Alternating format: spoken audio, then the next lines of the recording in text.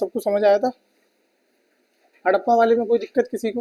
मतलब जो हमारा हड़प्पा वाला पार्ट था जिसमें हमने हड़प्पा के बारे में पूरा पढ़ा था, उस वाले पोर्शन में किसी को कोई दिक्कत, कोई परेशानी? पक्का?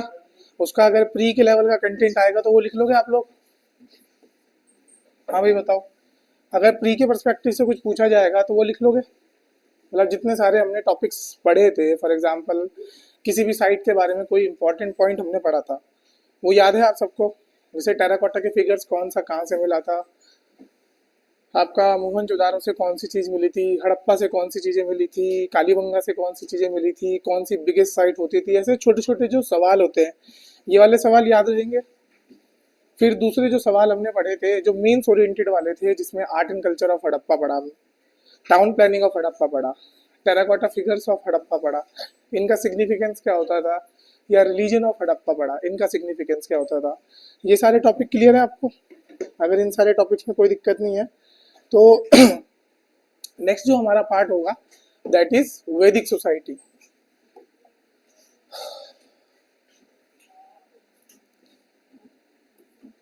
अब देखो, वैदिक सोसाइटी शुरू करने से पहले एक थ्योरी है जो आप लोगों को याद रखनी है, ठीक है?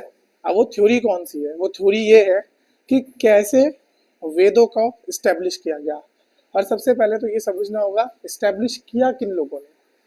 तो जिन लोगों ने वेदों को बनाया या जिन लोगों ने वेदों को लिखा वो आए कहाँ से थे? क्योंकि अगर वो इंडिया के ओरिजिनल इनहेबिटेंट होते उस टाइम पे तो पहले से हमें वेदों के बारे में पता होता। मतलब हड़प्पा वालों ने भी वेद लिखे होते या हड़प्पा वालों को पता होता वेदों के बारे में। बट क्योंकि हमें पहले से वेदों के बारे में नहीं पता था तो ऑब्वियस ही बात है जो लोग बाद में आए। अब बाद में आए कौन? तो यहाँ पर एक बहुत इंपॉर्टेंट थ्योरी है, ठीक है, आर्यन इन्वेजन की। आर्यंस पता है क्या होते हैं, कौन होते थे? यस, सेंट्रल कहाँ से? सेंट्रल एशिया से आए हुए लोग, वेरी गुड, सेंट्रल एशिया से आए हुए लोग। अब ऐसा जरूरी नहीं है कि आर्यन सेंट्रल एशिया से आए, it is one of the theory, but सबसे प्रोमिनेंट है इसलिए हम मान लेते हैं कि आर्यंस कहाँ से आए? सेंट्रल एशिया से आए हैं। कुछ लोग मानते हैं कि यूरोप से भी आ सकते हैं। अब यूरोप से आने का साक्ष्य क्या होगा? जैसे आप लोग यहाँ पर देखो, हिटलर का नाम सुना है सब लोगों ने? सबने सुना ही होगा।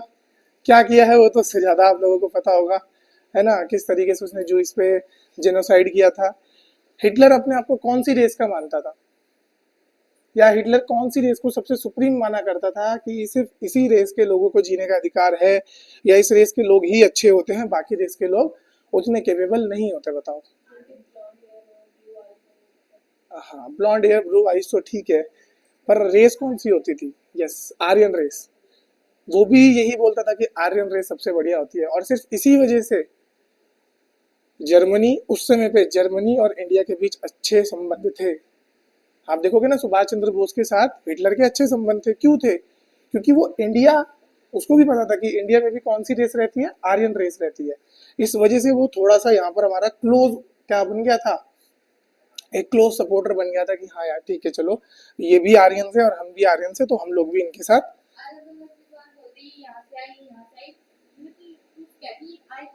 देखो एग्जैक्ट प्रूफ नहीं है हमारे पास। अब क्यों नहीं है एग्जैक्ट प्रूफ? क्योंकि हर किसी ने ट्रैवल करना स्टार्ट किया है अलग अलग जगहों पे।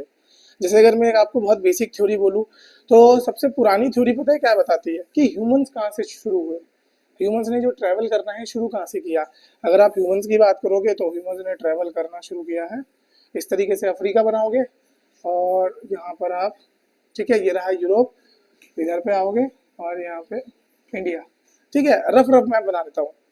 तो यूजुअली लोगों को लगता है कि लोगों ने यहाँ से चलना इधर शुरू किया, बट अगर आप ओरिजिनल कहानी सुनोगे, मतलब बहुत पुरानी थ्योरी पढ़ोगे, तो बताते हैं कि सारे लोग कहाँ से शुरू हुए? अफ्रीका से। अफ्रीका से जो चले हैं कुछ लोग इधर चले गए। यहाँ से आप देखोगे एक नदी बैठी है, टाइग्रस नदी, ठीक है, जहाँ पर एक सभ्यता बनी थी। उस सभ्यता का नाम क्या था यहाँ पर? वेरी गुड, यस, उस सभ्यता का नाम था यहाँ पर मेसोपोटामिया, ठीक है, यहाँ पर बनी। दूसरे कुछ लोग आपके किधर की तरफ को चलने शुरू हुए, मतलब ऐसा नहीं है कि चलते ही रहे, कुछ लोग इधर की तरफ को आए, तो ये दो धड़ बने आपके। इसी वजह से आप देखोगे सबसे ज्यादा जो हिस्ट्री में फेमस जगहें हैं वो दो ही है, एक तो एशियन पार्ट ये वाला पार्ट, और दूसरा यूरोपियन पार्ट, ये वाला पार्ट। इन दोनों का कहीं ना कहीं ओरिजिन माना जाता है कि सेम जगह से निकले। अब इतनी पुरानी बात है कि किसी को आज तक यही नहीं पता कि जैसे हड़प्पा है, हड़प्पा में रिलीजन क्या है ये भी नहीं पता हमें, हम श्योरिटी से नहीं कह सकते। ऐसे ही ये सब चीजें क्या मानी जा रही है, अनुमान लगाई जा रही है। और मैंने आपको बोला था ना कि जो पार्ट लिखित है और समझा नहीं गया है, मतलब जो हिस्ट्री का पार्ट नहीं है, 3 फेज बताए थे मैंने हिस्ट्री के, प्री, प्रोटो एंड हिस्ट्री। जो पार्ट हिस्ट्री का पार्ट नहीं है उस पर हम सिर्फ अजम्पशंस लगाएंगे। तो ये जितनी भी थ्योरीज हैं ये सब कहाँ की हैं, ये अजम्पशंस की थ्योरी है। क्लियर? आर्यंस को लेके 4-5 थ्योरीज मशहूर हैं कि भैया ये यहाँ से आया, ये वहां से आया, कुछ तो हमारे ही इंडिया के एग्जैक्टली। क्यों बोला था दयानंद सरस्वती ने तिब्बत से आए, बताओ? क्योंकि वहां पर भी सूरज की पूजा होती है,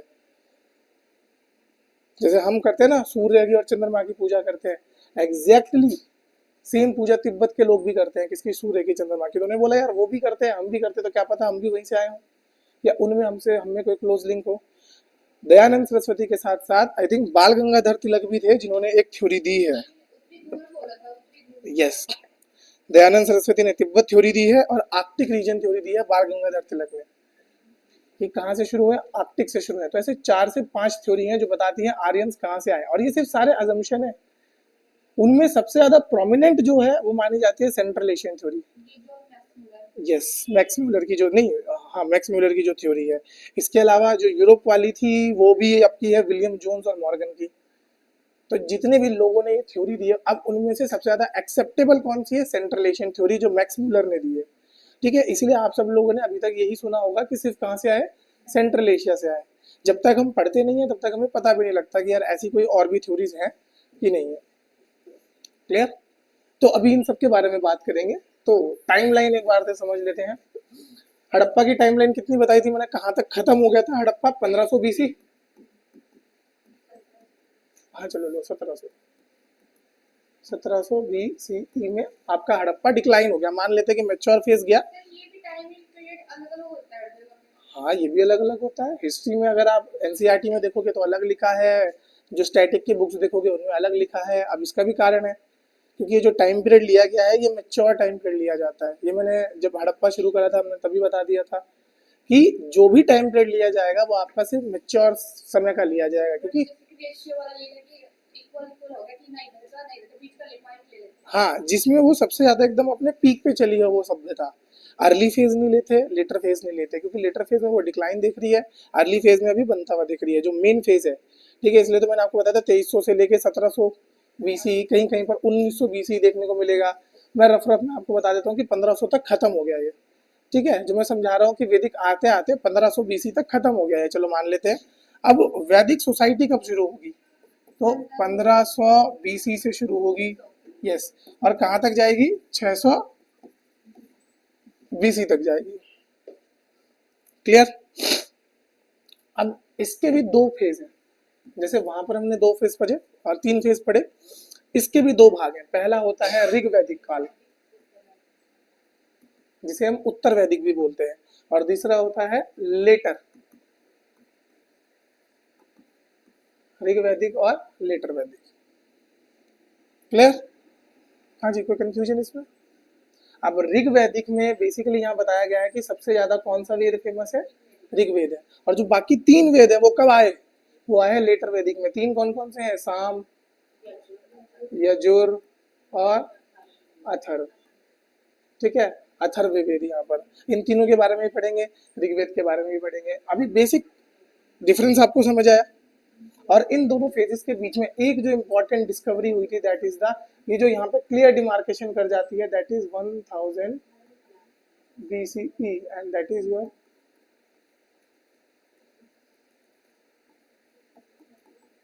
डिस्कवरी ऑफ आयरन।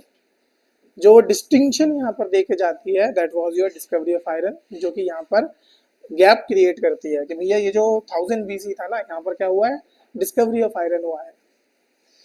और ये एक इम्पॉर्टेंट फेज बन गया। जैसे 1500 से 1000 BC तक आप मान के चल सकते हो ऋग्वैदिक काल, मतलब जिसे उत्तर वैदिक भी बोलते हैं हिंदी में, और फिर 1000 से आपका 600 तक आपका चलेगा लेटर वैदिक काल।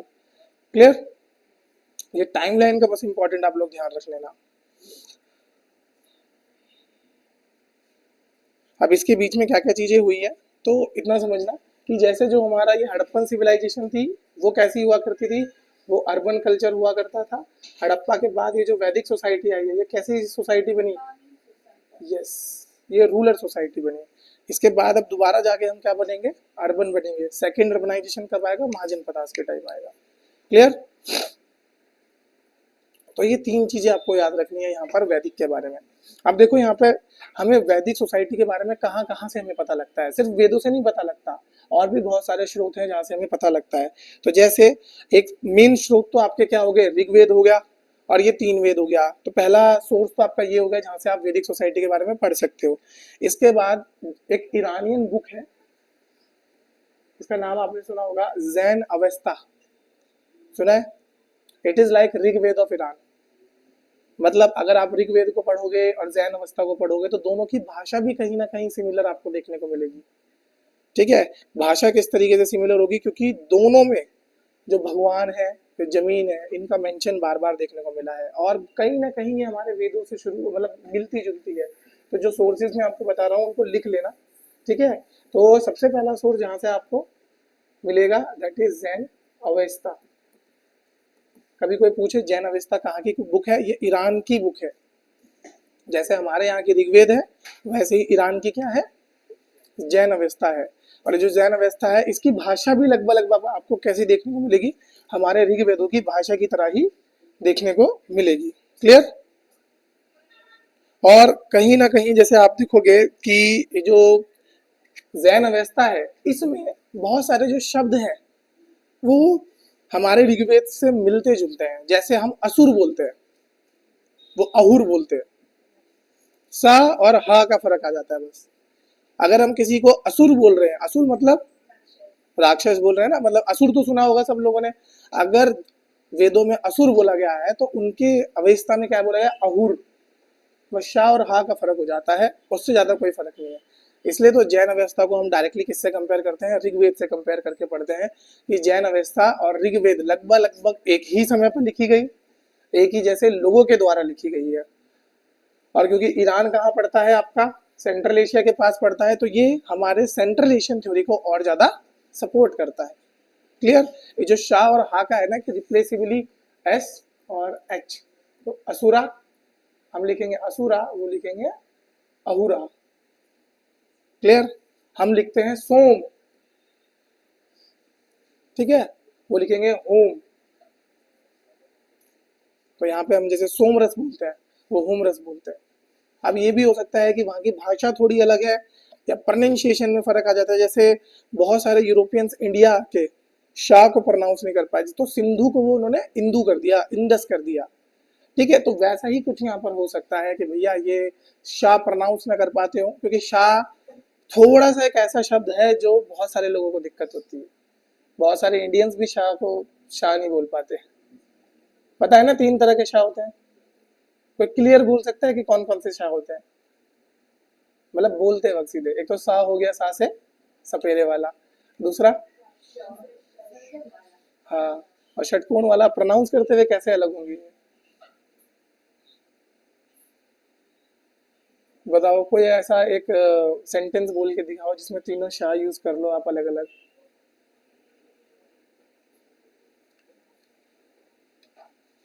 सपेरा सलजम खा के ऐसे करके एक होता है हिंदी का, मतलब जैसे इंग्लिश का सुना होगा ना, शी शैल सी शोर ऑन द सी शोर पे ऐसे करके कुछ होता है, ऐसे हिंदी का भी होता है। चलो इसको बाद में समझेंगे। तो पहला टेक्स्ट समझ आया आपको, कहाँ का टेक्स्ट है, that is Iranian text Jain Avesta. दूसरा लिखो आप ग्रीक टेक्स्ट, ग्रीक, ग्रीक कि कहाँ के हमें किताबों में देखने को मिलेगा वेदों के बारे में और या वैदिक सोसाइटी के बारे में। ठीक है, that is Greek text, Iliad, I double L I A D, Iliad, I double L I A D, Iliad. और उसके साथ है Odyssey, O D Y double S E Y, Odyssey, O D Y double S E Y, ओडेसिस।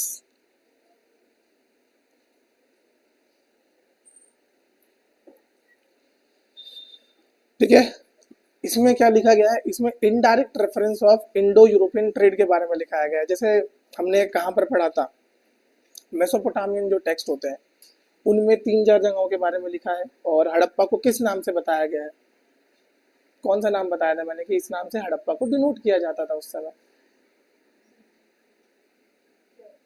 Harappa को क्या नाम दिया गया था मेसोपोटामियन लोगों, मेलुहा, ठीक है। और ओमान को क्या नाम दिया था, मगन बोला था, पक्का। ओमान को मगन बोला था कि दिलमुल बोला था, दिलमुल पक्का, दिलमुल बहरून था। और क्या क्या था उसमें, मगन, दिलमुल और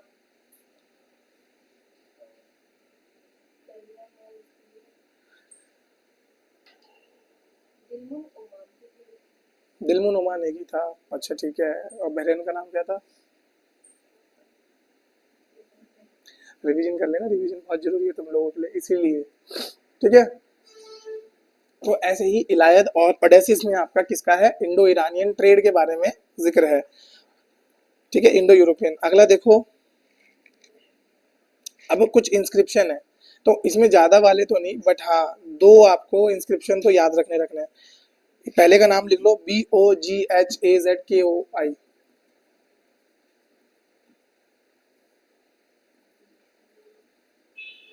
BOGHAZKI, BOGHAZKI,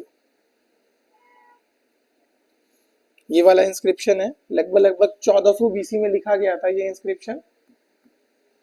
और इसमें किस बारे में मिलता है, तो इट मेंशंस वैदिक गॉड, किसके बारे में मेंशन करता है ये, वैदिक गॉड, जो वेदों के गॉड हुआ करते थे ना, उनके बारे में मेंशन करता है।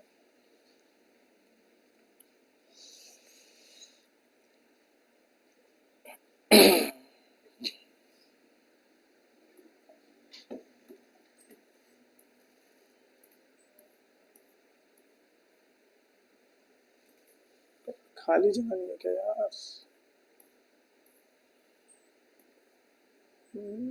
चलो यही लिख देते हैं। ओके, तो इतना समझ आया कि कहाँ कहाँ पे आपसे आपको सोर्स देखने को मिले। अब पढ़ लेते हैं कि भाई क्या क्या चीज़ें लिखी गई है। तो जब हम वैदिक सोसाइटी की बात करते हैं तो 15 से 600 BC के लगभग होता है। और इस टाइम पीरियड में आपका मेन कौन आते हैं, आर्यंस आते हैं। अब ये आर्यंस होते क्या है, आर्यंस टर्म का मतलब क्या होता है, तो इसके दो तीन मतलब आप ये देख सकते हो, दो तीन मतलब होते हैं। पहला मतलब तो होता है टू डोमेस्टिकेट, ऐसे लोग हैं जो चीजों को क्या करते थे, डोमेस्टिकेट करते थे या कल्टीवेट करते थे। ये दोनों आप यहाँ पे रख लेना, टू डोमेस्टिकेट या टू कल्टीवेट। हालांकि ये जो कल्टीवेट नाम का शब्द है ये इतना ज्यादा प्रोमिनेंस में नहीं आता, मतलब उतना ज्यादा थ्योरिस्ट इसको एक्सेप्ट नहीं करते। मतलब कहीं कहीं आप पढ़ोगे कि नहीं ऐसा नहीं है। दूसरा वाला सबसे ज्यादा पढ़ोगे कि आर्यंस का मतलब क्या होता है, आर्यंस का मतलब होता है नोबल, संस्कृत में। तो संस्कृत जो भाषा होती है उसमें अगर आप आर्यन की बात पढ़ोगे, आर्यंस, तो इसका मतलब पता लगेगा नोबल। नोबल समझ आता है आप लोगों को कि एक अच्छे खासे पद पर रहने वाले लोग, ठीक है। तो जो नोबल्स हैं उनको आर्यंस बोला जाता है। कुछ हाँ श्रेष्ठ बोल सकते हो। अब कहाँ के लोग कैसे लोग वो नहीं, बस हाँ की नोबल्स हुआ करते थे। तो संस्कृत में इन्हें नोबल्स बोला जाता है या किंग्समैन बोला जाता है या कंपेनियन बोला जाता है। तो ये आर्यन शब्द का मतलब है। अब जब ये लोग आर्यंस लोग इंडिया की तरफ आए, ठीक है, तो बहुत सारी डिबेट है कि भैया इनका एक्चुअल घर कहाँ पर था। तो हर एक घर के बारे में आपको बस उसकी कुछ थ्योरी याद रखनी है। जैसे पहला, ये यूरोप से आए, सिर्फ ये याद रखना कि यूरोप से आए, ये थ्योरी किसने दिया। तो यूरोप से आई ये थ्योरी दी है William Jones and Morgan. Clear, ये थ्योरी दी है इन्होंने। और इनका क्या कहना था कि ब्लैक सी दिख रहा है आप लोगों के इस मैप में, बताओ कहां पर है ब्लैक सी, टर्की से जो जस्ट ऊपर पे है दैट इज ब्लैक सी। तो ये जो पार्ट है ना ब्लैक सी वाला पार्ट, यहाँ से ये लोग चलना स्टार्ट हुए और किधर की तरफ आए हैं, इंडिया की तरफ आए हैं, ऐसा कहा था किसने। हाँ वो उन्होंने मार्क कर रखा है, ऊपर लिखा ऊपर है, पर एक्चुअल में ब्लैक सी वो रही देखो टर्की के जस्ट ऊपर, ठीक है। तो इन्होंने क्या बोला कि जो ये नोमैडिक आर्यंस थे ना, ये घूमते हुए वहां पर घूमा करते थे, वो ब्लैक सी वाला पार्ट दिख रहा है आपको, वहां पर अराउंड अराउंड घूमा करते थे। तो ये वहां से घूमते घूमते किधर आ गए थे, ये इंडिया की तरफ आए, मतलब ये ब्लैक सी के पास रहते थे, इन्होंने कैस्पियन सी को क्रॉस किया और पूरा ईरान, अफगानिस्तान, पाकिस्तान होते हुए कहाँ पहुंचे थे, ये इंडिया पहुंचे थे। इसी वजह से, और इसके पीछे साक्ष्य क्या दिए गए कि आप आज भी देखो कि इसी वजह से थोड़ा सा जो ग्रीक वाला पार्ट होता है, ग्रीस, वहां की भाषा और हमारी भाषा में कुछ ना कुछ सिमिलैरिटी होती है, वहां के गॉड्स और हमारे गॉड्स में कुछ ना कुछ सिमिलैरिटी होती है। ठीक है, उनको डिपिक्ट करने का तरीका अलग हो सकता है, बट जैसे ग्रीस में भी एक गॉड ऑफ थंडर होते हैं, इंडिया में भी एक गॉड ऑफ थंडर थे, वेदों में भी एक गॉड ऑफ थंडर थे, वहां पर गॉड ऑफ फायर होते हैं, यहाँ पर भी गॉड ऑफ फायर होते हैं। ठीक है, वहां पर गॉड ऑफ एयर होते हैं, यहाँ पर भी गॉड ऑफ एयर होते हैं, दोनों के नाम अलग अलग है।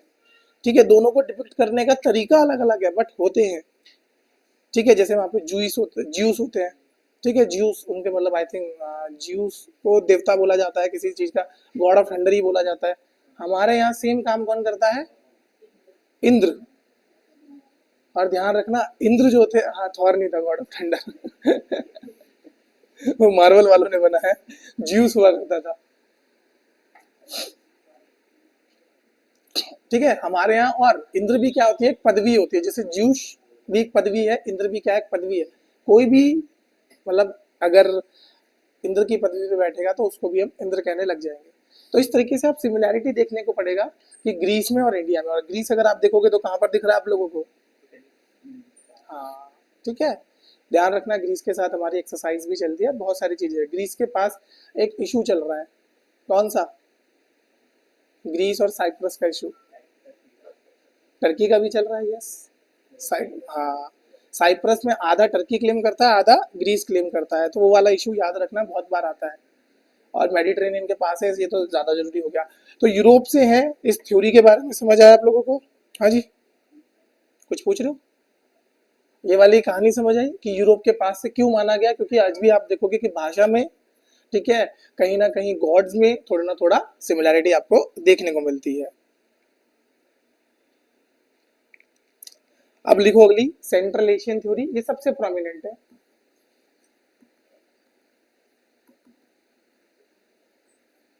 ठीक है, सेंट्रल एशियन थ्योरी ये किसने दी है, मैक्स म्यूलर ने और मेयर हेर्सफेल्ड ने। मैक्स म्यूलर तो लिख ही लोगे ना,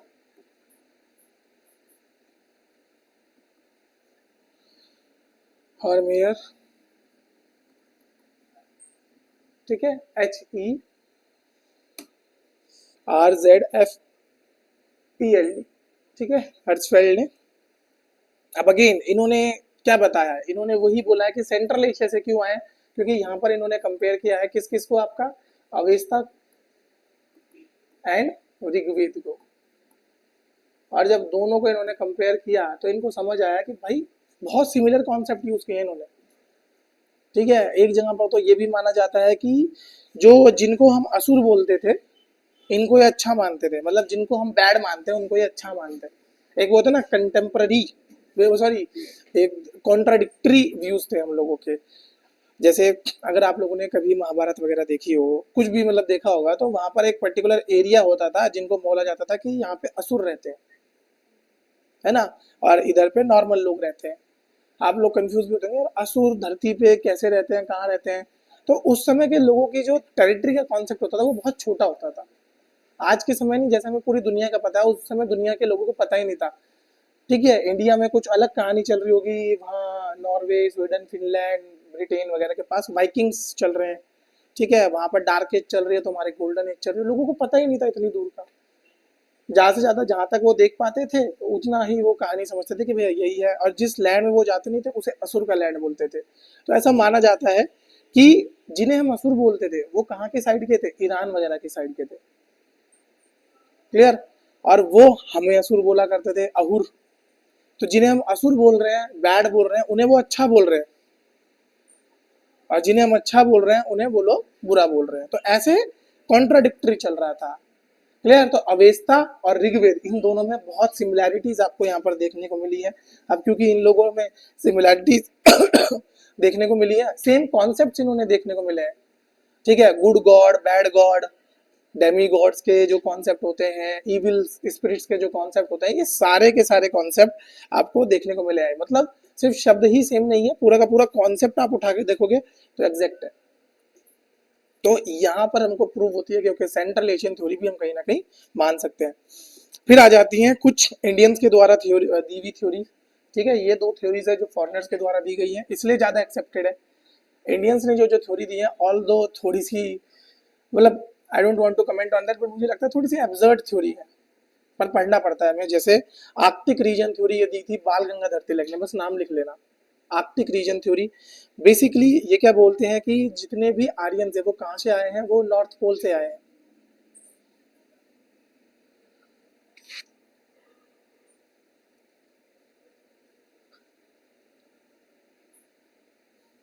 और जो ये आर्कटिक रीजन हुआ करता था, यहाँ पर हम लोग कब रहते थे, जो प्री ग्लेशियल टाइम था तब से रहा करते थे। और क्योंकि क्लाइमेट चेंज हुआ इस वजह से जितने भी आर्यंस थे उनको अपना घर छोड़ के फिर नीचे की तरफ आना पड़ा। इट मीन्स ये तो क्या मान रहे थे कि यूरोप में सेटल्ड है आर्यंस, ठीक है, बीच में ईरान की साइड सेटल्ड है, बट कहाँ से ओरिजिनल होम, कहाँ से ओरिजिनल होम आपका नॉर्थ पोल से था। तो ये धीरे धीरे धीरे नॉर्थ पोल से नीचे ऐसे करके डिस्ट्रीब्यूट होना शुरू हुए हैं। तो अगर आप मैप में देखोगे तो वहां से ये ग्रीनलैंड वगैरह वाला पार्ट हो गया ना, रशिया का ऊपर वाला पार्ट, ये पूरा नॉर्थ पोल होता है। तो वहां से धीरे धीरे नीचे आए जैसे जैसे क्लाइमेट चेंज हुआ, और फिर फैलते रहे पूरी दुनिया में। मतलब कुछ यूरोप की साइड चले गए, कुछ इधर की साइड चले गए, तो अपने आप ये फैलते रहे हैं। अब ऐसा क्यों? क्योंकि ऋग्वेद में एक जगह पर ऐसा रेफरेंस है, 6 दिन, सॉरी 6 मंथ लंबी रात का और 6 महीने लंबी दिन का। और ये एक लौता ऐसा कॉन्सेप्ट होता है जो ज्योग्राफी में आप पढ़ोगे कि किसका होता है, आर्कटिक रीजन में पाया जाता है। तो ऋग्वेद में क्योंकि ये रेफरेंस है, इस वजह से हम मान रहे हैं कि ओके, अगर ऐसी कोई चीज है तो वो सिर्फ कहाँ पर हो सकती है, वो सिर्फ ऋग्वेद, मतलब वो सिर्फ आर्कटिक में हो सकती है। किसी को पता है वहां पर 6 मंथ डे और 6 मंथ नाइट क्यों होता है? ठीक है, तिरछी होने से क्या हो गया मतलब?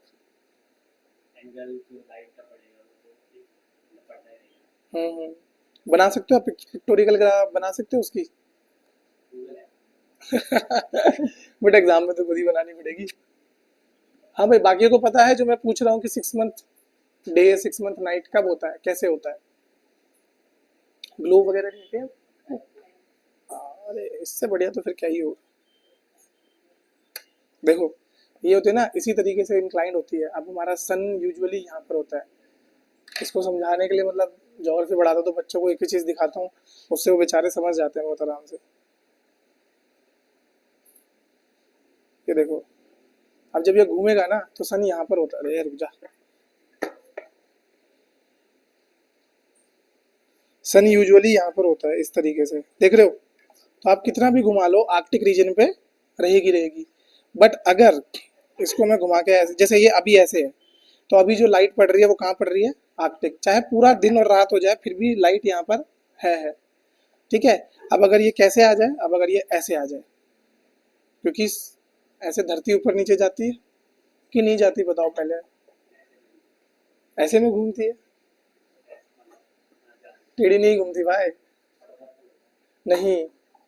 अपना इलेप्टिकल पाथ वो ऐसे ही करती है, बट होता कैसे है वो समझो। अभी ऐसे है ना, तो सन एक ही जगह पे स्टिक है। ऐसे घूमेगी तो देखो, अब तिरछे नहीं सीधे ही घूमेगी वो हम लोग उसे तिरछा करते हैं, घूमेगी सीधा ही एक ही जगह पे घूमेगी वो ऐसे ही। बट उसकी जो रिलेटिव पोजीशन होती है उसकी वजह से आपका ऐसा प्रतीत होता है कि सन ऊपर और नीचे गया है। जब हम बोलते हैं ना कि 6 मंथ सन नॉर्दर्न हेमिस्फीयर में और 6 मंथ सन सदर्न हेमिस्फीयर में, अगर आप अच्छे डायग्राम देखोगे, जाके देखना, खुद जाके देखना, उसमें दिखाया टेढ़ा गया है, क्योंकि 3D डायग्राम में हम नहीं दिखा सकते, और 2D डायग्राम में हम नहीं दिखा सकते। 2D में हम टेढ़ा ही दिखाएंगे, पर अगर ओरिजिनल डायग्राम देखोगे 3D में, अगर कहीं आपको देखने का मौका मिले, तो सन ऐसे होगा और धरती ऐसे होगी, और वो ऐसे ही घूम रही होगी, एग्जैक्ट ऐसे ही एक ही जगह। बट क्योंकि उसकी रिलेटिव पोजीशन ऐसे है ना कि अब घूम ऐसे रही है, पर क्योंकि अर्थ खुद टेढ़ी है तो ऐसे होके घूम रही है। तो अब देखो ये होगा तो सन कहाँ पर है, सदन में आ गया। जब ये ऐसे आएगी तो सन कहाँ पर आ गया, नदन में आ गया। ठीक है, तो ये थोड़ा ध्यान रखना कि टेढ़ी नहीं होती, मतलब ऐसे जो उसका ऑर्बिट होता है वो हॉरिजॉन्टल ही होता है, ऐसे इंक्लाइंड वो नहीं है उसका, ये ध्यान रखना। हाँ, अर्थ झुकी हुई है अपने एक्सिस पे, पर जो मैं उनको समझा रहा हूँ वो समझा रहा हूँ ऑर्बिट। ऑर्बिट में एक्सेस नहीं है उसका, मतलब ऑर्बिट में वो इंक्लाइंड नहीं है, ऑर्बिट उसका 0 डिग्री पे ही है। ऐसे देखो, ऐसे, मतलब ऐसे नहीं कि ऑर्बिट ऐसे जा रहा है, देख रहे हो टेढ़ा ऑर्बिट, टेढ़ा ऑर्बिट नहीं है, ऑर्बिट ऐसे ही है बस। ठीक है, इसी तरीके से, ऐसा नहीं है जैसे आप लोग पढ़ोगे ना एग्जाम में या बुक में देखोगे तो आप लोगों को लगेगा वो ऐसे घूम रही है टेढ़े में तभी ऊपर नीचे जा रही है, नहीं, घूम वो ऐसे ही रही है सन के अराउंड, उसमें इंक्लाइन नहीं है। ठीक है, इसको अच्छे से एक बार दोबारा देखना, आपको पता लग जाएगा। तो आर्टिक रीजन थ्योरी समझ आया, अगली थ्योरी लिखो तिब्बतन थ्योरी। अब हम तिब्बतन थ्योरी को क्यों मानते हैं, क्योंकि तिब्बत में भी आपका क्या होता है, सन एंड मून, इनको, sorry sun and fire, sun and fire, इनको पूजा जाता है।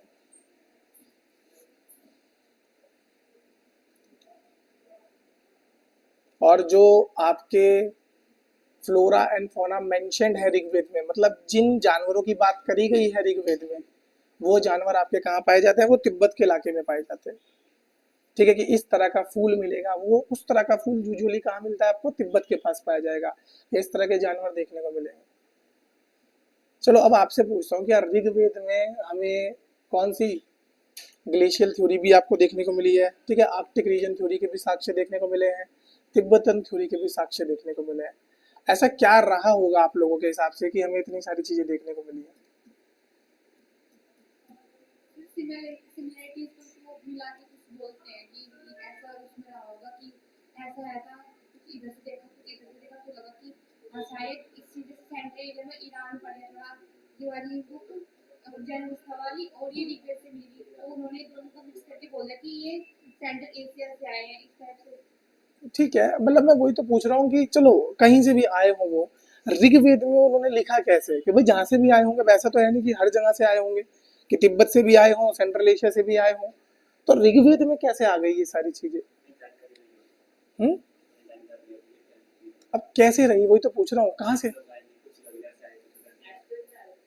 है, क्या हो सकता है ना, ये भी हो सकता है, या और कोई थ्योरी जो आप लोगों के हिसाब से सही हो, बताओ, आपको क्या लगता है इतनी सारी चीजें कैसे आ गई होंगी एकदम से? सर विलियम जहाँ जो था उसने भी बोला था कि ये सब सैंडो प्रदेश है, हम्म, कि वो कहते कि 7 देशों से मिला के बोले ना कि 7 देश में से हम किसी में बोले कि सब सैंडो प्रदेश है, इसलिए बोला था उन्होंने आर्य को कि ये 7 कोई इधर से आया कोई इधर से आया, इस टाइप से उन्होंने विलियम जहाँ ने बोला था कि सब सैंडो प्रदेश माने गए हैं आगे। एग्जैक्टली। और ध्यान रखना ऋग्वेदों में कैसे फॉरवर्ड हुई है, क्योंकि ऋग्वेद लिखे कब गए हैं, 1500 बीसी के लगभग में लिखा गया है ऋग्वेद। ध्यान रखना, वेदों को प्रोपेगेट करने के दो तरह के तरीके होते थे, स्तुति और स्मृति। सुना है आप लोगों ने, स्तुति जिसमें से बोल बोल के सुन सुन के लिखा गया है, और स्मृति जिसमें अपनी समझ से लिखा गया है। तो ये आपको दोनों याद रखने पड़ेंगे, श्रुति और स्मृति। जब आप इन दोनों को कैरी फॉरवर्ड करते हो ना, श्रुति और स्मृति में, तो बहुत ज़्यादा चेंज आ जाता है। जैसे जो आपका ये वाला टाइम पीरियड था, कौन से वाला, ऋग्वेद वाला, यहाँ पर श्रुति में जो भी चीज़ें होती थी, कि फॉर एग्जाम्पल ऐसा माना जाता है कि भगवान से हमने जो सुना, श्रुति करी है, उससे हमने लिख दिया। और स्मृति क्या होता है कि आपने जो वेदों से पढ़ा उसके हिसाब से आपको जो याद रहा वो आपने लिख दिया। श्रुति मतलब जो हमने डायरेक्ट किससे सुना है, गॉड से सुना है, ठीक है, और उसको लिखा, उससे क्या बने, हमारे वेद बने, संहितास बनी। तो जितने भी वेद हैं वो कौन से वाले हैं आपके, श्रुति वाले हैं, सुन सुन के लिखे गए हैं, ठीक है। और जितने भी बाद में ब्राह्मणास, अरंक्यास, उपनिषद, वेदांतास, ये सब कैसे हैं, स्मृति वाले हैं। ये किसके द्वारा, ये नॉर्मल ह्यूमंस के द्वारा रिकलेक्ट करके लिखे गए हैं, जैसे आपके और मेरे जैसे इंसानों ने जो कमेंट्रीज लिखी हैं, ठीक है, जिसे ब्राह्मणास जिन्हें बोला गया है, अरंक्यास जिसे बोला गया है, इन्हें बोला जाता है स्मृति, कि हमने कुछ समझा, अपनी स्मृति में लाए और फिर हम लिख रहे हैं। अब देखो ऐसा तो होगा नहीं कि मैं जो आपको बता रहा हूँ आप एज इट इज याद करके घर ले जाओ और एज इट इज लिख रहे होंगे। अगर यहीं पर लिख लिया तो लिख लिया, जब आप इसको स्मृति से याद करके लिखोगे तो ऑब्वियस सी बात है कुछ ना कुछ आप चेंज करोगे, कि मैक्स म्यूलर बोला था कि मैक्स वेबर बोला था। कंफ्यूजन होता है कि नहीं होता? अगर अभी आप यहाँ पे ना लिख लो, जैसे अगर आप श्रुति एकदम एकदम साथ में ना लिखो, तो जब घर पहुंचोगे तो मैक्स म्यूलर का मैक्स वेबर हो जाएगा स्मृति के हिसाब से। तभी आप देखना कि जो अरंक्यास होते हैं, ब्राह्मणास होते हैं, उनमें कमेंट्री में बहुत बहुत डिफरेंस आता है कि हमारे हिसाब से समाज में ये होना चाहिए, हमारे हिसाब से समाज में ये होना चाहिए, क्योंकि वो इंसानों ने अपने हिसाब से लिखी है कमेंट्री को। अब मैं ये नहीं कह रहा कि उन्होंने जबरदस्ती चेंज किया है, ठीक है, कि स्टेटस ऑफ वुमेन जबरदस्ती चेंज किया गया है, एम्प्लॉयमेंट अपॉर्चुनिटी जबरदस्ती चेंज कर गई है, नहीं। जब आप स्मृति करते हो तो आप 100% चीजें तो रिकलेक्ट वैसे भी नहीं कर सकते, तो कुछ ना कुछ तो आप अपने तुक्के से बढ़ाओगे, ठीक है। जैसे यहाँ पर अगर नहीं लिखोगे मैक्स म्यूलर, उस समय नहीं लिखोगे तो वो घर जाते जाते मैक्स म्यूलर का क्या हो जाएगा, मैक्स वेबर हो जाएगा, ठीक है। और कई साल बाद अगर कोई आपकी किताब से पढ़ेगा तो उसको क्या लगेगा, ये थ्योरी किसने दी है, मैक्स म्यूलर ने कि मैक्स वेबर ने, उसके लिए तो मैक्स वेबर से ही होगा। क्लियर। तो इसीलिए हमेशा बोला जाता है अगर ओरिजिनली पढ़ना है कि क्या समाज रहा है तो ऋग्वेद से पढ़ो। दयानंद सरस्वती